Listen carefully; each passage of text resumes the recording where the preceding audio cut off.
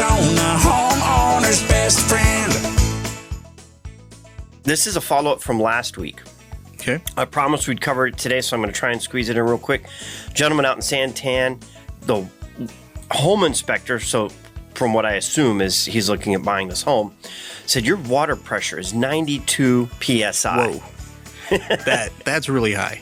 Our target water pressure is 50 to 70 PSI maximum. When it's at 92, the best way I can relay it to people is blood pressure. Your blood pressure in your body. I think we all know if you have high blood pressure, it's going to create problems. It's going to create issues. Maybe not today, but at some point down the road. Same thing with high water pressure. Your plumbing fixtures, water heater, things like that, they're only rated for 80 PSI. If you have above 80 PSI, the warranty is void automatically on any of your plumbing fixtures, water heater, any water consuming device. So to battle that, we can put a pressure regulator on the system at the incoming line of the home and regulate that pressure down to 60 to 65. It'll maintain that pressure and keep your plumbing system safe.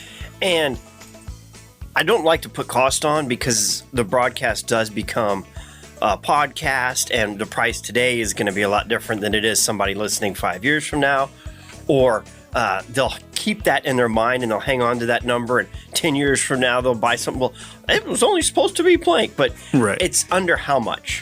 It's a price range depending on the size of your pipe, $600 to $1,200 for the installation of the pressure regulator.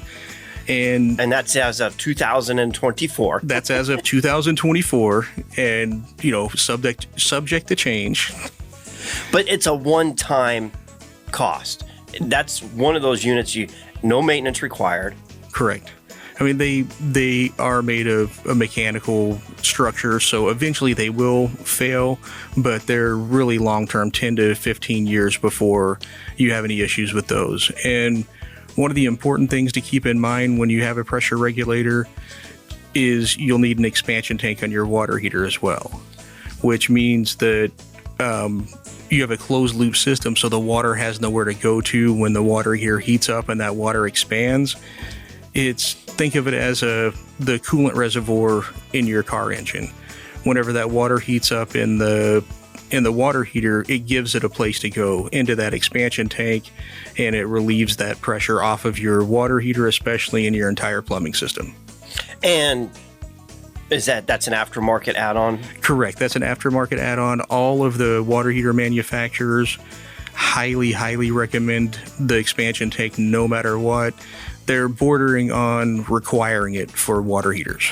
And does that apply to tankless too? Yes, tankless, any type of system that has a closed loop system, which everybody has the digital meters now that the city's put in. It makes it a closed loop system because they have a check valve. So there's really no homes in Arizona that should not have an expansion tank on them. Rosie on the house, every Arizona homeowner's best friend.